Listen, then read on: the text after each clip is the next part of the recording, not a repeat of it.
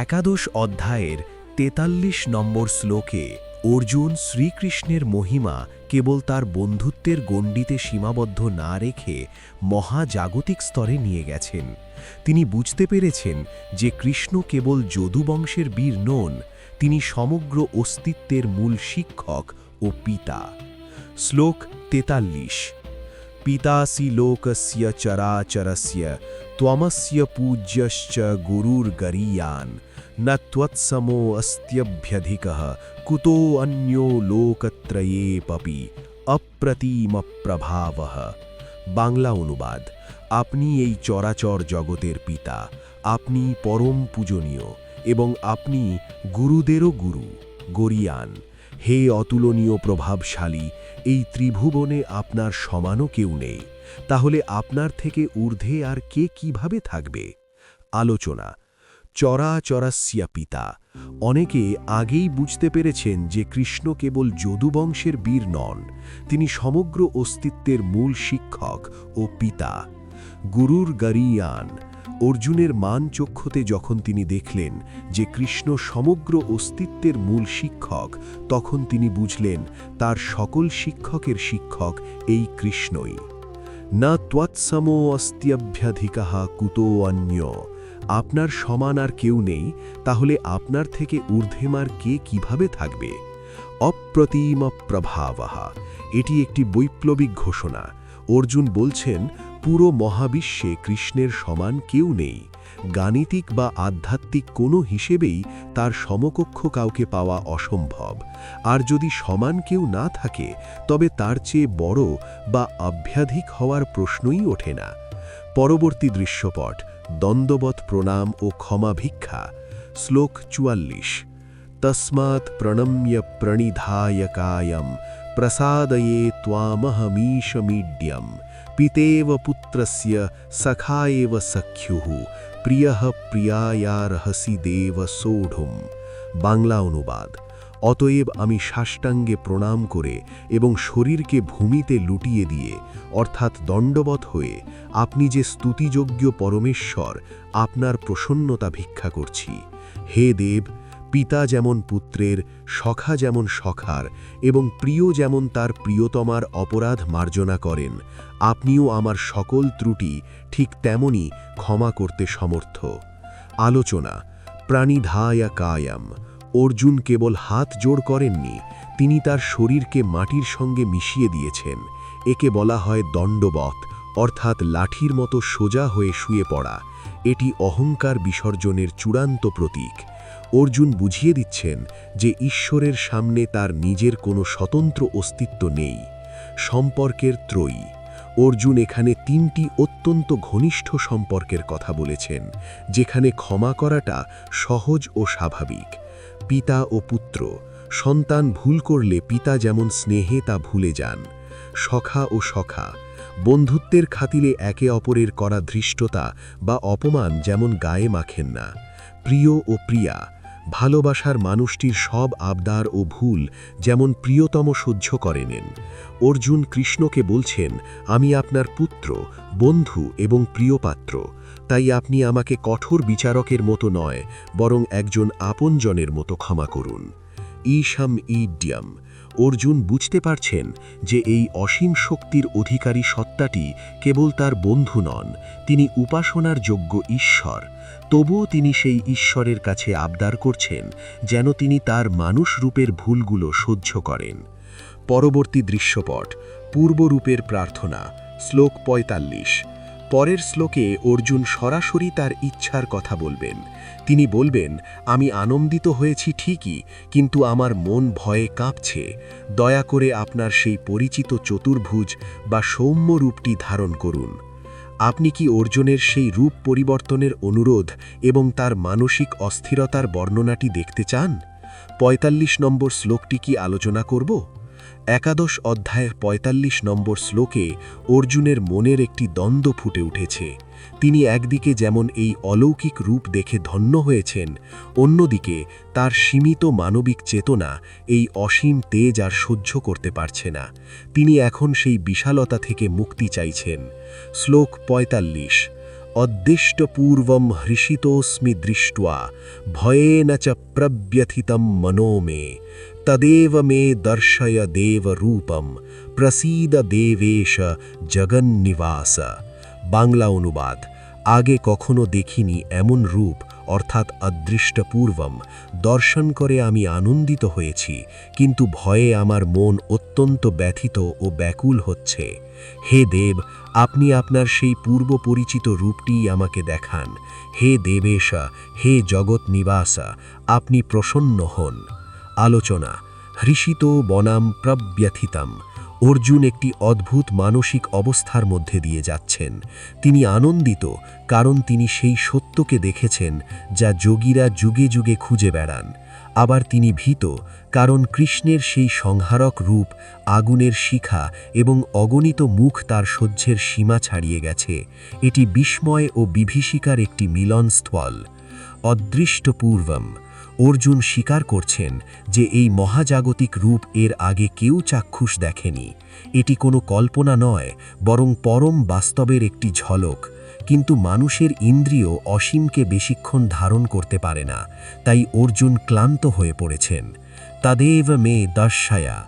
অর্জুন এখন বিশ্বরূপ দেখতে চাইছেন না, তিনি চাইছেন সেই পরিচিত কৃষ্ণকে, যার সাথে তিনি কথা বলতে পারেন, যার চোখে ভয় নয় বরং করুণা আছে। তিনি ভগবানকে তার সিংহাসন থেকে নামিয়ে আবার তার সখা হিসেবে দেখতে চাইছেন। জগৎ নিবাস সম্বোধন: অর্জুন আবারও মনে করিয়ে দিচ্ছেন যে কৃষ্ণই সবার আশ্রয়। তিনি বলছেন, হে জগৎ নিবাসা, আপনার এই ভয়ঙ্কর রূপের মধ্যে আমি আর আশ্রয় খুঁজে পাচ্ছি না। আপনি দয়া করে আপনার সৌম্য রূপটি ফিরিয়ে আনুন। পরবর্তী দৃশ্যপট: সেই প্রিয় চতুর্ভুজ রূপ। পরের শ্লোকে অর্জুন স্পষ্টভাবে বর্ণনা করবেন তিনি ঠিক কোন রূপটি দেখতে চান। তিনি বলবেন, আমি আপনাকে আপনার সেই মুকুটধারী, গদা ও চক্রধারী চতুর্ভুজ মূর্তিতেই দেখতে চাই। আপনি আপনার সেই চতুর্ভুজ রূপটি পুনরায় ধারণ করুন। একাদশ অধ্যায়ের 46 নম্বর শ্লোকে অর্জুন তার অন্তিম অনুরোধটি করছেন। বিশ্বরূপের সেই হাজার হাজার হাত, মুখ এবং ভয়ঙ্কর তেজের বদলে তিনি এখন সেই শ্রীকৃষ্ণের সেই সুশৃঙ্খল, সৌম্য এবং রাজকীয় রূপটি ফিরে পেতে চাইছেন, যা দেখে তিনি অভ্যস্ত। শ্লোক 46: কিরীটিনম গদিনম চক্রহস্তম ইচ্ছামি ত্বাম দ্রষ্টুমহম তথৈব তেনৈব রূপেণ চতুর্ভুজেন সহস্রবাহো ভব বিশ্বমূর্তে। বাংলা অনুবাদ: হে সহস্রবাহ, হে বিশ্বমূর্তে, আমি আগের মতোই মুকুট পরিহিত এবং হাতে গদা ও চক্র ধারণ করা অবস্থায় দেখতে চাই। আপনি আপনার সেই চতুর্ভুজ রূপটি পুনরায় ধারণ করুন। আলোচনা: সহস্রবাহ বনাম চতুর্ভুজ। অর্জুন শ্রীকৃষ্ণকে সহস্রবাহ বলে সম্বোধন করছেন বর্তমান রূপের কারণে, কিন্তু মিনতি করছেন চতুর্ভুজ হওয়ার। মানুষের মস্তিষ্ক অসীম বা ইনফিনিটি ধারণ করতে পারে না। আমরা একটি নির্দিষ্ট আকার বা রূপ খুঁজলে তবেই মানসিক শান্তি পাই। অর্জুন সেই শান্তিতে ফিরে যেতে চাইছেন। শঙ্খ, চক্র, গদা, পদ্ম।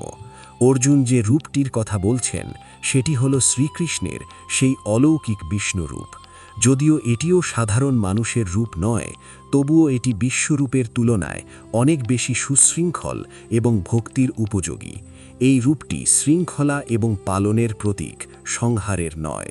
ইচ্ছা আমি। অর্জুন এখানে তার ইচ্ছা প্রকাশ করছেন। তিনি বুঝে গেছেন যে কৃষ্ণ তার পরম বন্ধু হলেও তিনি আসলে পরমেশ্বর। তাই তিনি এখন দাবি করছেন না, বরং বিনম্র অনুরোধ করছেন। বিশ্বমূর্তে। অর্জুন এই সম্বোধনের মাধ্যমে স্বীকার করছেন যে কৃষ্ণ ছোট কোনো রূপে ফিরে এলেও অর্জুন আর কখনো ভুলবেন না যে এই ছোট রূপের ভেতরেই সমগ্র মহাবিশ্ব লুকিয়ে আছে। পরবর্তী দৃশ্যপট: কৃষ্ণের অভয়বাণী। শ্লোক 47: অর্জুনের এই ব্যাকুলতা দেখে কৃষ্ণ এবার কথা বলবেন। 47 নম্বর শ্লোকে তিনি অর্জুনকে সান্ত্বনা দিয়ে বলবেন যে অর্জুন অত্যন্ত ভাগ্যবান যে তিনি এই রূপ দেখেছেন, কারণ দেবতারাও এই রূপ দেখার জন্য ব্যাকুল থাকেন। এরপর কৃষ্ণ ধীরে ধীরে তার রূপ সংবহর করবেন।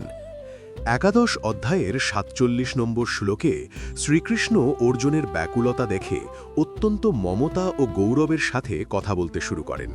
তিনি অর্জুনকে মনে করিয়ে দিচ্ছেন যে এই বিশ্বরূপ দর্শন কোনো ভয়ের বিষয় নয়, বরং এটি কৃষ্ণের অর্জুনের প্রতি এক বিশেষ অনুগ্রহের নিদর্শন। শ্লোক ৪৭। শ্রী ভগবানুবাচ মায়া প্রসন্নেন ত্ববার্জুনেদম রূপম পরম দর্শিতম আত্ময়োগাৎ তেজোময়ম বিশ্বমনন্তমাদ্যম यन्मे त्वदन्येन न दृष्टपूर्वम। বাংলা অনুবাদ। শ্রী ভগবান বললেন, হে অর্জুন, আমি তোমার উপর প্রসন্ন হয়ে আমার আত্মযোগের প্রভাবে এই তেজময়, আদি, অনন্ত এবং পরম বিশ্বরূপ তোমাকে দেখালাম, যা তুমি ছাড়া ইতিপূর্বে আর কেউ কখনো দেখেনি। আলোচনা। মায়া প্রসন্নেনা, out of my grace. Krishna অর্জুনের ভয় দূর করছেন এই বলে যে, ভয় পেও না, আমি কোনো শত্রু হিসেবে নয়, বরং তোমার প্রতি সন্তুষ্ট হয়েই এই রূপটি প্রকাশ করেছি। ঈশ্বর যখন তার পূর্ণ শক্তিতে ধরা দেন, তা ভক্তির ভালোবাসা দেখেই দেন। এটি কোনো শাস্তির প্রদর্শন নয়, এটি পরম উপহার। আত্মযোগাৎ, through my divine power. Krishna পরিষ্কার করে দিচ্ছেন যে এই দৃশ্য কোনো জাদু করেই বা চাক্ষুষ বিভ্রান্তি নয়, এটি তার নিজের অলৌকিক শক্তি বা যোগমায়া।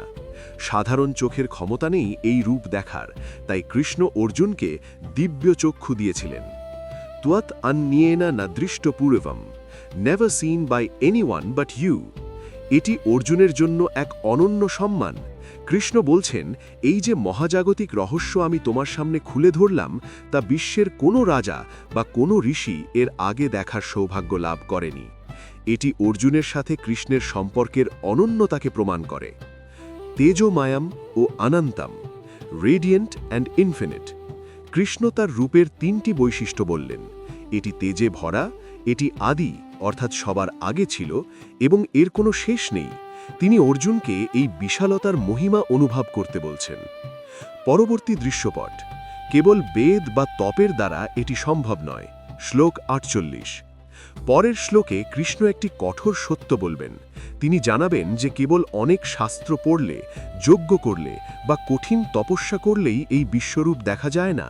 এটি দেখার জন্য অন্য কিছুর প্রয়োজন হয়, যা তিনি পরবর্তী শ্লোকগুলোতে স্পষ্ট করবেন। একাদশ অধ্যায়ের ৪৮ নম্বর শ্লোকে শ্রীকৃষ্ণ অর্জুনকে জানাচ্ছেন যে তার এই বিশ্বরূপ দর্শন করা কতটা দুর্লভ। তিনি স্পষ্ট করে দিচ্ছেন যে কেবল বাহ্যিক আচার অনুষ্ঠান বা পাণ্ডিত্যের মাধ্যমে এই পরম সত্যের নাগাল পাওয়া সম্ভব নয়। শ্লোক ৪৮। না বেদ যজ্ঞাধ্যয়নৈর ন দানৈর ন চ ক্রিয়াভির ন তপোভিরুগ্রৈর এবং রূপঃ শক্য অহম নৃলোকে দ্রষ্টুম ত্বদন্যেন কুরু প্রবীর। বাংলা অনুবাদ। হে কুরুপ্রবীর, এই মনুষ্য লোকে কেবল বেদ অধ্যয়ন, যজ্ঞ, দান, পুণ্যকর্ম কিংবা কঠিন তপস্যার দ্বারা আমার এই রূপ দর্শন করা সম্ভব নয়। যা তুমি দেখলে তা তুমি ছাড়া অন্য কেউ দেখতে সমর্থ নয়।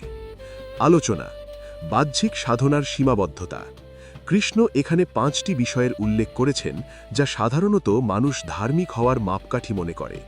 বেদ পাঠ করা, যজ্ঞ করা, দান দেওয়া, শাস্ত্রীয় আচার বা ক্রিয়া এবং কঠিন তপস্যা। কৃষ্ণ বলছেন এগুলো ভালো কাজ হলেও এগুলোর মাধ্যমে সরাসরি ঈশ্বরকে এই স্বরূপে দেখা যায় না। এর কারণ হল এগুলোর মধ্যে অনেক সময় অহংকার মিশে থাকে। অনুগ্রহ বনাম যোগ্যতা। অর্জুন এই রূপ দেখতে পেয়েছেন তার যোগ্যতার চেয়েও বেশি কৃষ্ণের অনন্য কৃপার কারণে। কৃষ্ণ বোঝাতে চাইছেন যে ঈশ্বর নিজেকে তখনই প্রকাশ করেন যখন ভক্তির হৃদয় অহংকার মুক্ত এবং সম্পূর্ণ সমর্পিত হয়। অর্জুন যুদ্ধের ময়দানে দাঁড়িয়ে যখন নিজেকে সম্পূর্ণ অসহায় মনে করেছিলেন, তখনই তিনি এই রূপ দেখার যোগ্য হয়েছিলেন। কুরুপ্রবীর সম্বোধন। কৃষ্ণ অর্জুনকে কুরু বংশের শ্রেষ্ঠ বীর বলে সম্বোধন করে তার মনোবল বাড়াচ্ছেন। তিনি বলছেন যে তুমি যে দৃশ্য দেখলে তা হিমালয়ে বসে থাকা কোনো বড় তপস্বীও দেখতে পাননি। আধ্যাত্মিক রহস্য। এই শ্লোকটি আমাদের শেখায় যে আধ্যাত্মিকতা কেবল বই পড়া বা নিয়ম মানা নয়, এটি হলো ঈশ্বরের সাথে একটি ব্যক্তিগত ও গভীর সম্পর্কের বিষয়। পরবর্তী দৃশ্যপট। ভয় ত্যাগ করে সৌম্য রূপ দর্শন। শ্লোক ৪৯। পরের শ্লোকে কৃষ্ণ অর্জুনকে অভয় দেবেন। তিনি বলবেন, তোমার এই ভীত অবস্থা দেখে আমারও কষ্ট হচ্ছে। এখন ভয় ত্যাগ করো এবং আনন্দিত মনে আমার সেই চিরচেনা রূপটি পুনরায় দর্শন করো। একাদশ অধ্যায়ের ৪৯ নম্বর শ্লোকে শ্রীকৃষ্ণ তার বিশ্বরূপের উপসংহার টানছেন। অর্জুনের মানসিক অবস্থা দেখে তার সখার হৃদয়ে করুণা জেগেছে। তিনি এখন অর্জুনকে সেই মানসিক ট্রমা বা আতঙ্ক থেকে বের করে আনতে চাইছেন। শ্লোক ৫০। সঞ্জয় উবাচা ইত্যর্জুনম বাসুদেবস্তথোক্ত্বা স্বকম রূপম দর্শয়ামাস ভূয়ঃ আশ্বাসয়ামাস চ ভীতমেনম ভূত্বা পুনঃ সৌম্য বপুঃ মহাত্মা। বাংলা অনুবাদ। সঞ্জয় বললেন, বাসুদেব শ্রীকৃষ্ণ অর্জুনকে এই প্রকার বলে পুনরায় নিজের চতুর্ভুজ রূপ প্রদর্শন করলেন এবং মহাত্মা কৃষ্ণ পুনরায় সৌম্য মূর্তিতে বা সৌম্য বাপুঃ আবির্ভূত হয়ে ভীত অর্জুনকে আশ্বস্ত করলেন। আলোচনা। স্বকম রূপম। এখানে স্বকম রূপম বলতে কৃষ্ণের সেই পরিচিত রূপকে বোঝানো হয়েছে যা অর্জুনের প্রিয়। ঈশ্বর যদিও অসীম, কিন্তু ভক্তের কাছে তার সেই রূপটিই সবচেয়ে আপন, যা তার হৃদয়ে ভক্তি জাগায়। সৌম্য বাপুঃ। একটু আগেই যেখানে আগুনের শিখা আর ভয়ঙ্কর দাঁত ছিল, সেখানে এখন ফিরে এসেছে কৃষ্ণের সেই শান্ত মুখমণ্ডল, পদ্মলোচন আর মোহনীয় হাসি। এই পরিবর্তনটি দেখায় যে ঈশ্বর যেমন কঠোর হতে পারেন, তেমনি তিনি পরম দয়ালু ও কোমল। আশ্বাসয়ামাসা। কৃষ্ণ দেখলেন অর্জুন থরথর করে কাঁপছেন। তিনি তখন তার সখাকে সান্ত্বনা দিলেন। একজন বড় ভাইয়ের মতো বা বন্ধুর মতো তিনি অর্জুনকে অভয় দিলেন। এটি প্রমাণ করে যে ভগবান তার ঐশ্বর্যের চেয়ে ভক্তির ভালোবাসাকেই বেশি গুরুত্ব দেন। মহাত্মা সম্বোধন।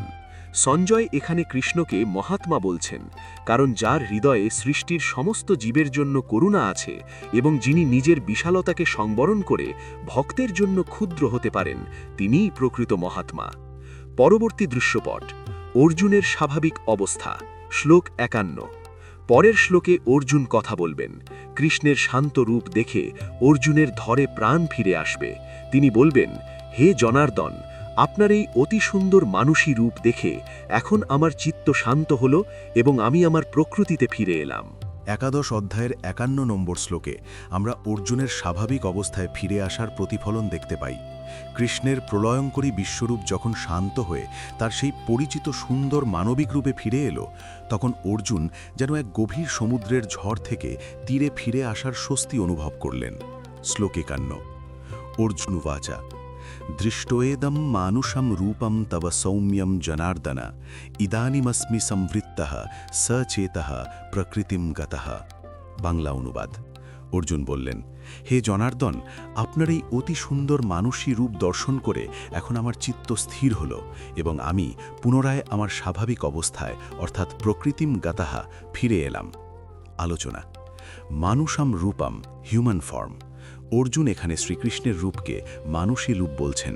যদিও তিনি জানেন এই মানুষী রূপের আড়ালে পরমাত্মা লুকিয়ে আছেন, তবুও এই রূপটি তার কাছে সবচেয়ে বেশি বোধগম্য এবং প্রিয়। এটি আমাদের শেখায় যে ঈশ্বর যদিও নিরাকার বা অসীম হতে পারেন, কিন্তু মানুষের ভক্তি এবং ভালোবাসার জন্য তিনি সাকার এবং সৌম্য রূপ ধারণ করেন। সচেতঃ, রিগেইনিং কনশাসনেস, পিস। বিশ্বরূপ দেখে অর্জুনের চেতনা যেন লুপ্ত হয়ে গিয়েছিল। তিনি স্তম্ভিত হয়ে গিয়েছিলেন। এখন তার বুদ্ধি এবং চিন্তা করার ক্ষমতা আবার ফিরে এলো। তিনি আবার শান্তভাবে বিচার করতে সক্ষম হলেন। প্রকৃতিম গতঃ, back to original nature. Arjun আবার তার সেই যোদ্ধার প্রকৃতিতে ফিরে আসছেন। ভয় এবং বিস্ময় তাকে জড় কর্মহীন করে দিয়েছিল। এখন সৌম্য রূপ দেখে তার জড়তা কাটছে এবং তিনি আবার তার গাণ্ডীব ধনু ধারণ করার মানসিক শক্তি ফিরে পাচ্ছেন। জনার্দন সম্বোধন। অর্জুন কৃষ্ণকে জনার্দন বলে ডাকছেন। এটি কৃষ্ণের প্রতি অর্জুনের গভীর কৃতজ্ঞতার প্রকাশ। পরবর্তী দৃশ্যপট। এই রূপ দর্শনের দুর্লভতা। শ্লোক ৫২। পরের শ্লোকে শ্রীকৃষ্ণ অর্জুনকে একটি অত্যন্ত গূঢ় কথা বলবেন। তিনি বলবেন, হে অর্জুন, তুমি আমার যে রূপটি এখন দেখছ, মানুষী ও চতুর্ভুজ, এটি দেখাও অত্যন্ত কঠিন। দেবতারাও সবসময় এই রূপটি দেখার জন্য ব্যাকুল হয়ে থাকেন। একাদশ অধ্যায়ের 52 নম্বর শ্লোকে শ্রীকৃষ্ণ অর্জুনকে একটি বিস্ময়কর সত্য জানাচ্ছেন। আমরা মনে করি বিশ্বরূপ বোধহয় কৃষ্ণের শ্রেষ্ঠ রূপ, কিন্তু কৃষ্ণ এখানে বলছেন যে তার এই সৌম্য মানসী রূপ দর্শন করা আসলে তার চেয়েও বেশি কঠিন এবং দুর্লভ। শ্লোক 52। শ্রী ভগবানুবাচা সুদূরদর্শমিদম রূপম দৃষ্টবান আসিয়ন মম দেবা অপ্যস্য রূপস্য নিত্যম দর্শনকাঙ্ক্ষিণঃ। বাংলা অনুবাদ। শ্রী ভগবান বললেন, আমার যে সৌম্য রূপ তুমি দেখলে তা দর্শন করা সুদুর্লভ। এমনকি দেবতারাও নিত্যকাল আমার এই রূপটি দর্শন করার জন্য ব্যাকুল হয়ে আকাঙ্ক্ষা করেন। আলোচনা। সুদূরদর্শম, very difficult to see. Krishna এখানে দুর্লভ না বলে সুদুর্লভ বলছেন। এর কারণ হল বিশ্বরূপ ক্ষমতার বহিঃপ্রকাশ, কিন্তু এই শান্ত মানসী রূপ হল মাধুর্য বা প্রেমের বহিঃপ্রকাশ। ঐশ্বর্য দেখা সহজ হতে পারে, কিন্তু ভগবানকে নিজের বন্ধুর মতো করে পাওয়া বা তার সৌম্য রূপের সান্নিধ্য পাওয়া অনেক বেশি দুর্লভ সাধনার ফল। দেবতারা কেন ব্যাকুল? দেবাজ লঙ্গিং।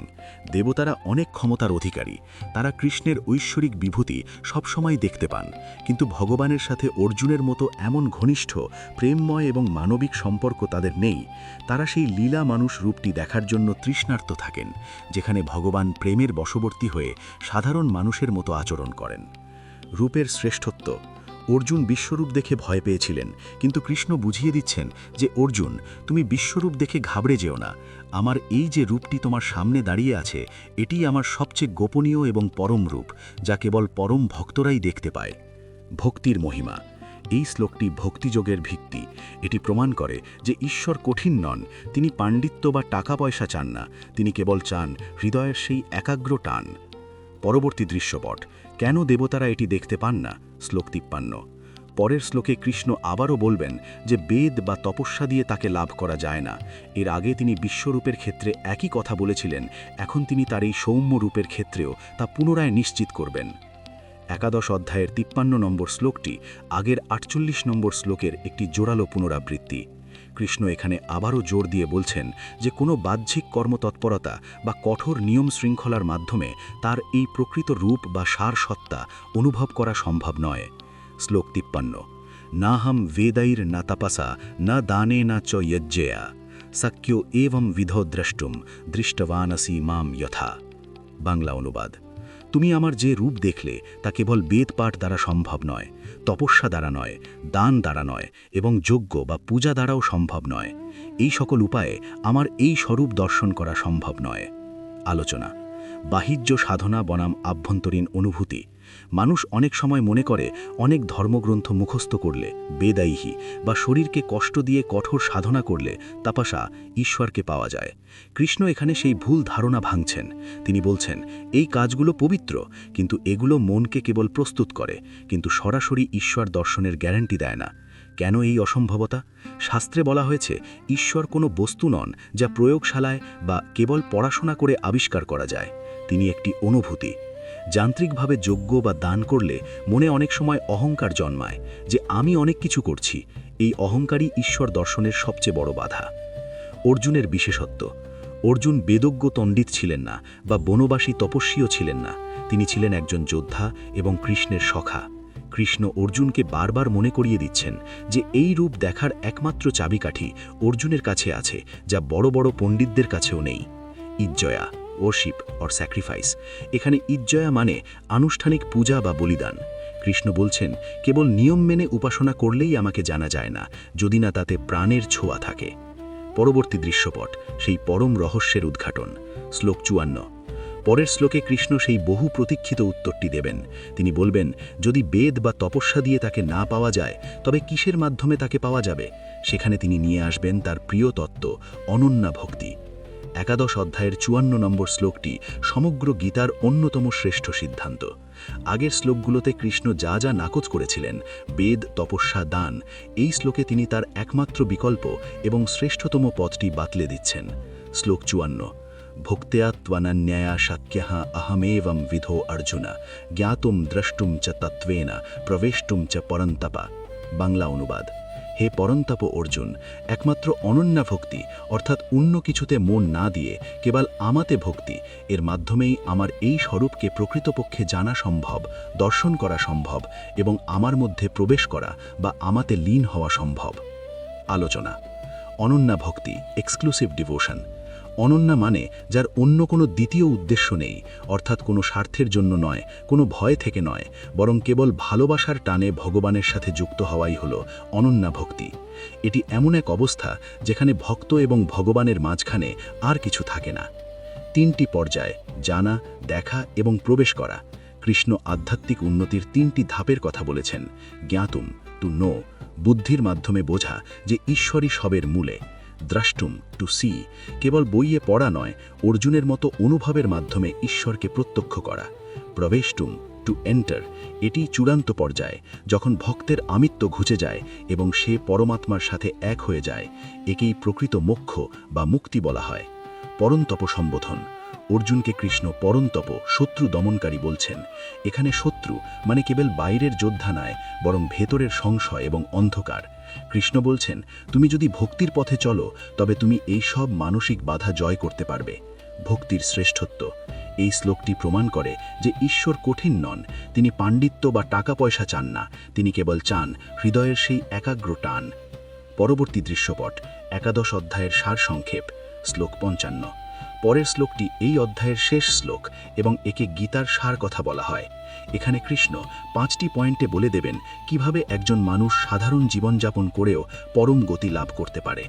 11 অধ্যায়ের 55 নম্বর শ্লোকটি হল এই অধ্যায়ের বিশ্বরূপ দর্শন যোগ অন্তিম শ্লোক। আদি শঙ্করাচার্য একে সমগ্র গীতার সার কথা হিসেবে অভিহিত করেছেন। এখানে শ্রীকৃষ্ণ একজন মানুষের জীবনযাপনের 5টি সুনির্দিষ্ট নীতি বলে দিচ্ছেন, যা তাকে পরম শান্তির পথে নিয়ে যাবে। শ্লোক 55।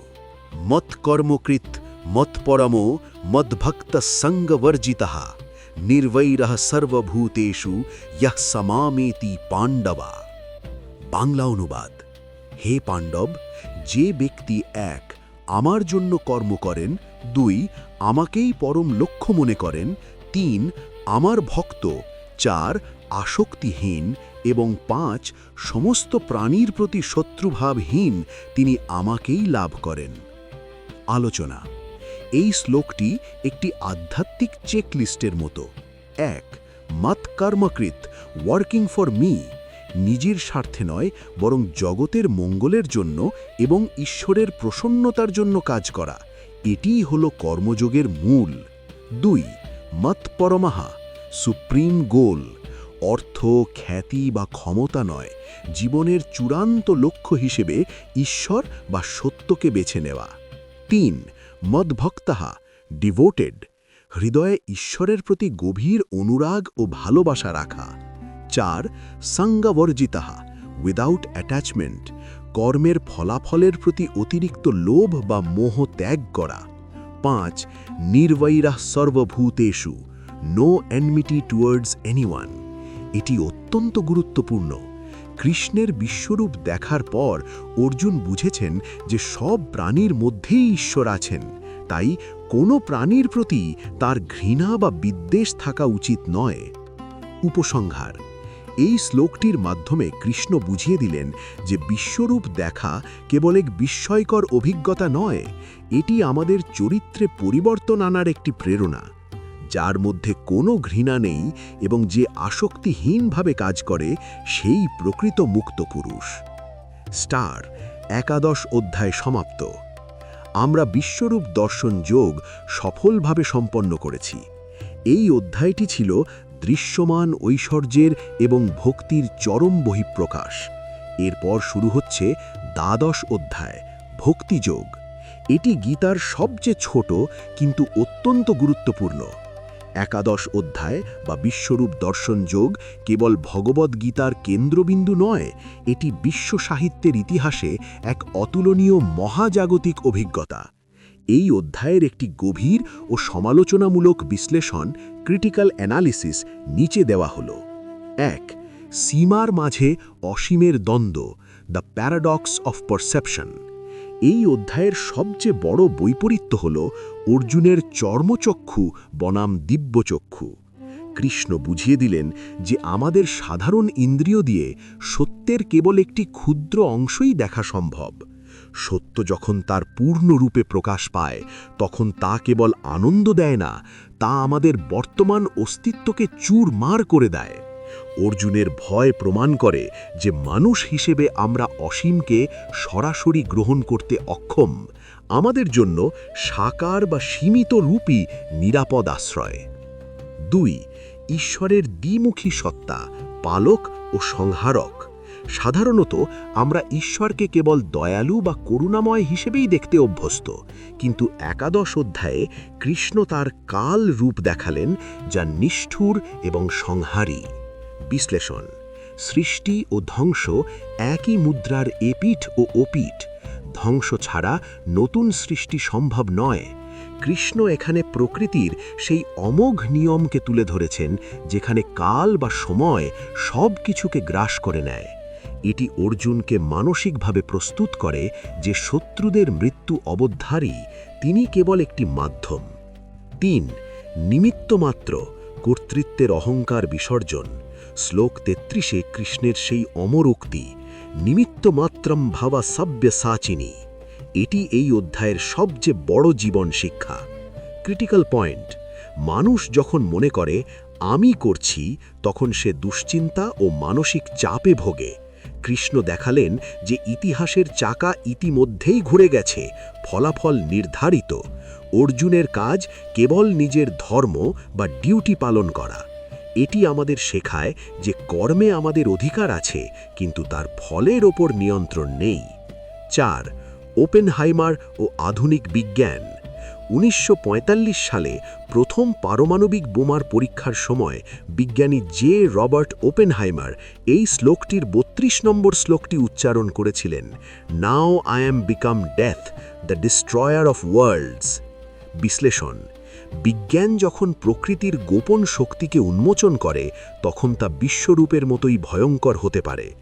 একাদশ অধ্যায়ে আমাদের মনে করিয়ে দেয় যে চরম শক্তি বা অ্যাবসলিউট পাওয়ার ব্যবহারের জন্য চরম প্রজ্ঞা ও সংযমের প্রয়োজন। 5. ভক্তির শ্রেষ্ঠত্ব ঘোষণা, দ্য শিফট টু ভক্তি। অধ্যায়টি শুরু হয়েছিল জ্ঞান ও ঐশ্বর্য দিয়ে, কিন্তু শেষ হল ভক্তি দিয়ে। শ্লোক 54 ও 55। কৃষ্ণ পরিষ্কার করলেন যে কঠিন তপস্যা বা পাণ্ডিত্য দিয়ে তাকে পাওয়া যায় না, পাওয়া যায় কেবল অনন্যা ভক্তি দিয়ে। সিদ্ধান্ত: একাদশ অধ্যায় প্রমাণ করে যে ঈশ্বরকে জানার চেয়ে তাকে ভালোবাসা বা তার উপর সমর্পণ করা বেশি কার্যকর।